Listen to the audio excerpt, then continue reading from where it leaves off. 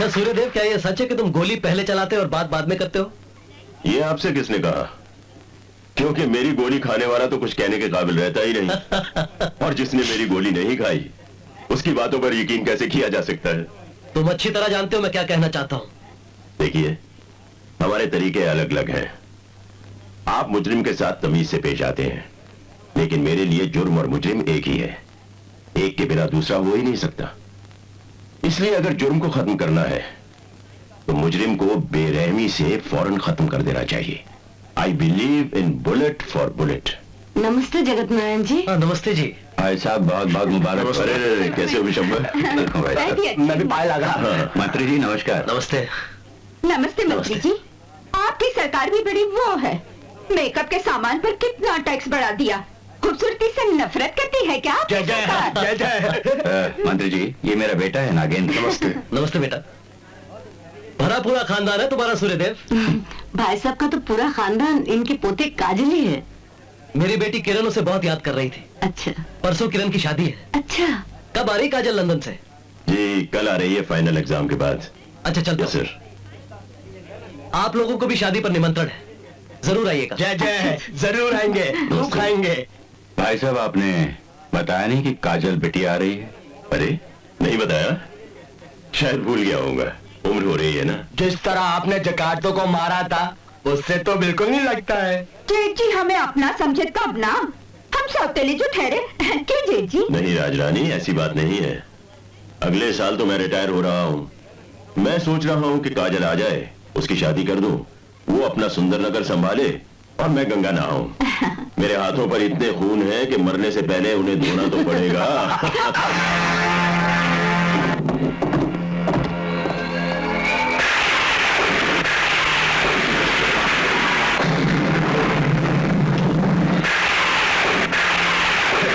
ये क्या जीजा जी, अपने बाप की तस्वीर पे थूक दिया?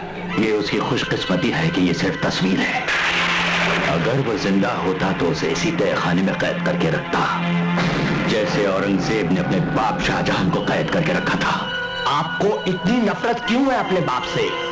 आखिर आप उन्हीं का खून हो। खून तो मैं था, मगर उसने सूर्यदेव सिंह को अपना समझा, अपने भाई की औलाद को अपना समझा, अपनी सारी जायदाद, अपनी सारी एस्टेट सूर्यदेव सिंह की औलाद के नाम कर गया हरामजादा। यही तो खड़े खड़े मेरी बच जाती है जीजा जी। जायदाद नाम करनी थी तो सूर्यदेव के नाम पे करता, लेकिन उसकी औलाद की औलाद उनके नाम क्यों कर गया? उस कमीने को डर था कि कहीं सूर्यदेव सिंह पिघल कर सारी जायदाद मेरे नाम न करते।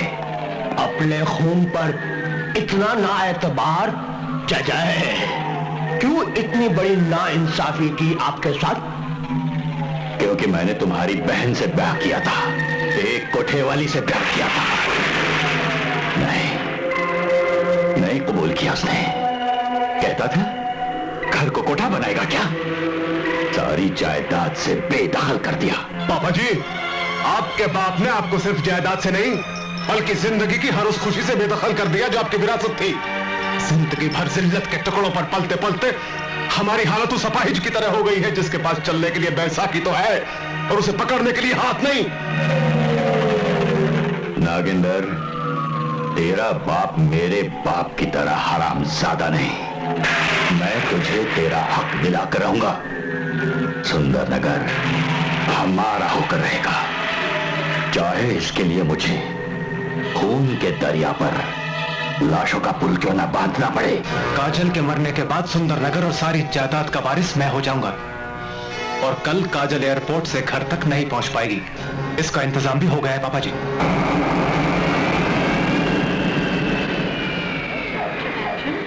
Passengers kindly proceed to the aircraft through gate number 5. I see. Flight land होने वाली है। हाँ। सारी रात मैं तो सोया नहीं।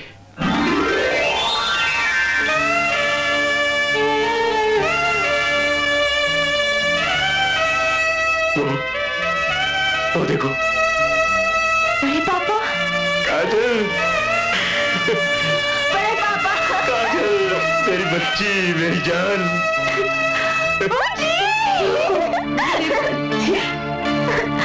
मुझी, बड़े पापा की तबीयत तो ठीक है ना? जरा देखिए उनकी आंखें कितनी लाल है।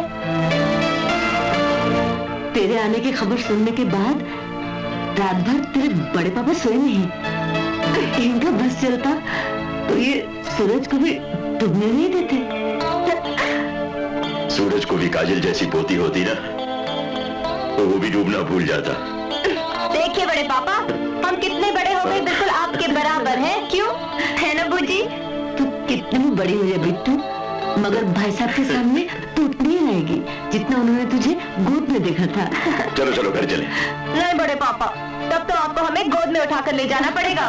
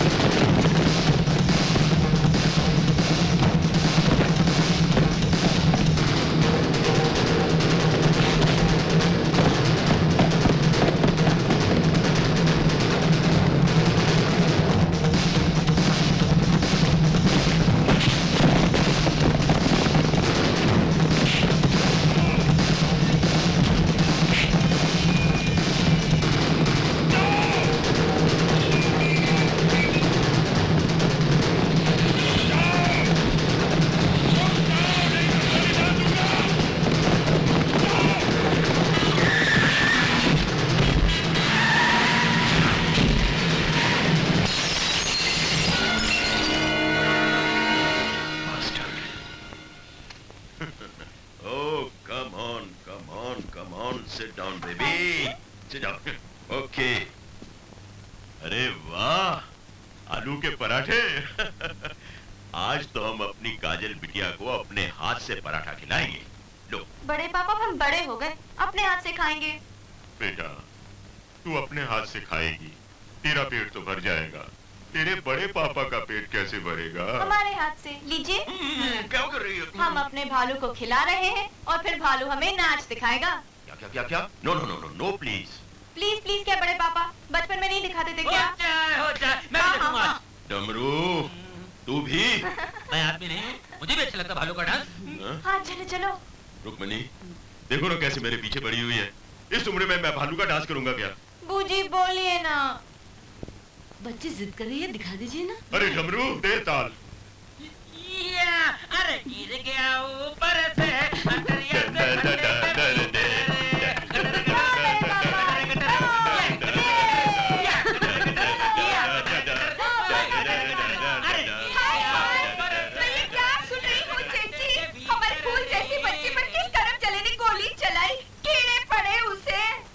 भगवान करे उसकी बीवी अंधी हो जाए कि औलाद कुत्ती कमीनी निकले, नाच पीटे। उन कलमुहों की हिम्मत कैसे हुई तुझ पर नजर डालन?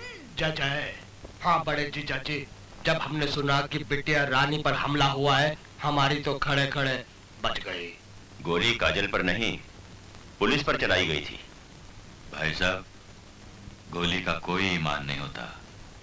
वो ये नहीं देखती कि जिस सीने में वो घुस रही है वो सीना किसका है। गोलियों को भी इतनी तमीज होती है कि फौलादी सीने के सामने अदब से पेश आए पिशंबर। बड़े जीजा जी, मुश्किल तो ये है कि आपकी सलामती के लिए किस्मत को आपका साथ हर बार देना पड़ेगा, लेकिन दुश्मन की कामयाबी के लिए किस्मत को उनका साथ जय सिर्फ एक बार देना पड़ेगा। तुम फिक्र मत करो बनवारी, जिस दिन मेरी काजल का बाल भी बांका हुआ उस दिन कयामत आ जाएगी। जेठ जी, आप भी खूब हैं। आज ही मैंने अपने बाल सेट करवाए हैं और आज ही आप कयामत की बात करते हैं। अभी तो मैंने काजल बिटिया का लाया हुआ शीमिक सूट भी नहीं है ना। आपकी छोटी दादी भी कम नहीं है। डमरू, विशंबर, तुम लोग जयनारायण जी की बेटी की शादी पर आ रहे हो ना? होम मिनिस्टर साहब के यहाँ। अच्छा हुआ भाई साहब आपने याद दिला दिया, मैं तो भूल ही गया था। अरे डमरू, हाँ जी, सबको नाश्ता वाश्ता नहीं करवाओगे? करवाऊंगा, क्यों नहीं करवाऊंगा।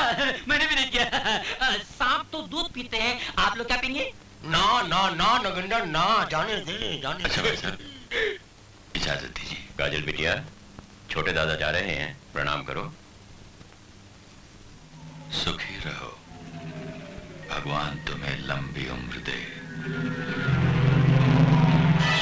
तुम्हें हर अपशकुन, हर अशुभ चीज से बचाए रखे, तुम्हारा कभी अमंगल न हो। काजल, कल ब्याह में तुझे खुश नाचते देख मुझे ऐसा लगा कि अब तेरी भी डोली मुझे जल्दी भेजनी पड़ेगी। बड़े पापा, आई डोंट लाइक यू, आप बड़े बदमाश हैं। क्या करूं, बदमाशों के साथ जो रहता हूं, सोबत का असर तो पड़ ही जाता है ना। हाँ। आप हमें इतनी दूर इसलिए भेज रहे हैं ताकि हमारी सोबत का असर आप पे न पड़े। नहीं नहीं, ऐसी बात नहीं है याद बेटा। रखना बड़े पापा, एक दिन हम इतनी दूर चले जाएंगे कि आपकी पकड़ में नहीं आएंगे, देख लेना। काजल, बात तो सुनो। हमें नहीं सुनना। काजल! काजल!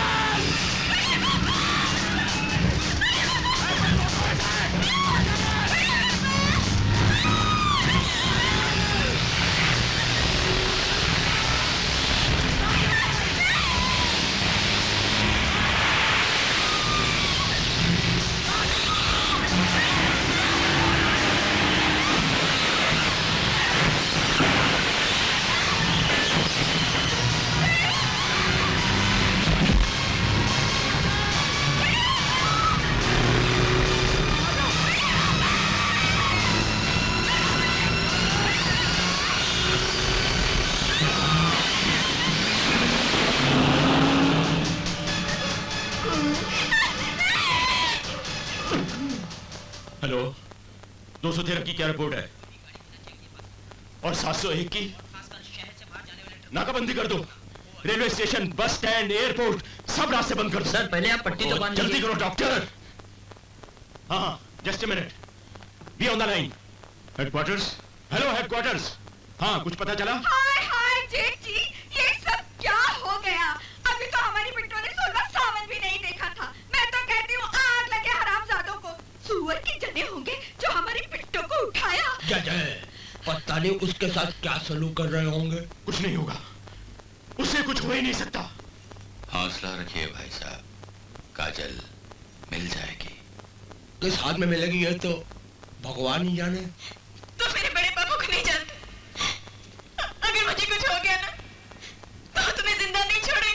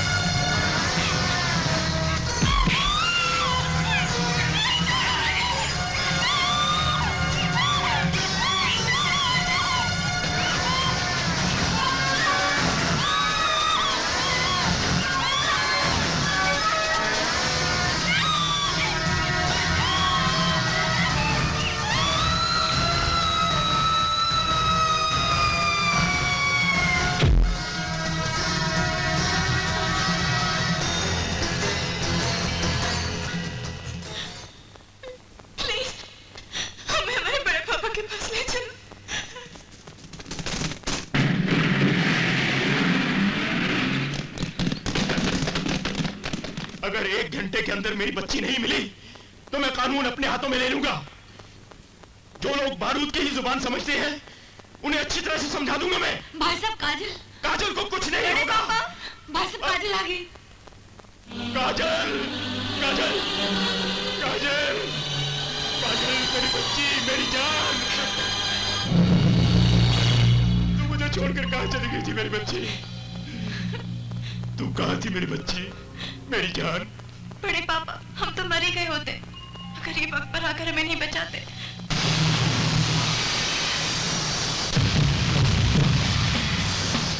इधर आओ नौजवान।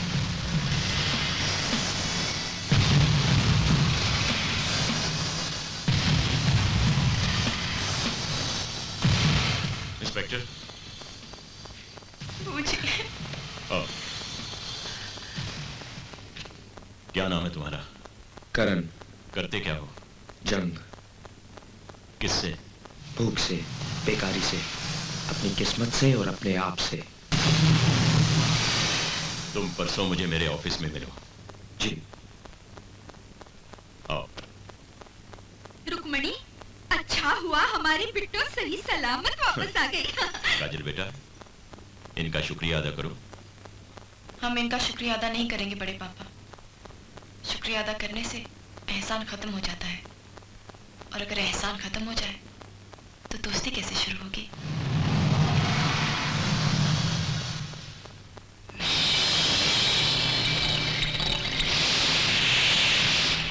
पुलिस शहर का चप्पा चप्पा छान रही है बिशंबर सेठ। आपने वादा किया था पुलिस से बचाने के लिए, आप हमें किसी महफूज जगह पर भेज देंगे। काजी, मेरे प्यारे जीजा जी, अपने वादे के मुताबिक तुम लोगों को उस जगह पे भेज देंगे जहाँ पे सूर्य देव सिंह तो क्या, तुम अपने आप को भी नहीं ढूंढ सकोगे। माजे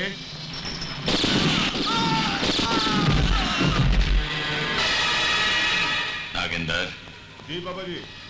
मिट्टी को मिट्टी के हवाले कर दो। जय जय।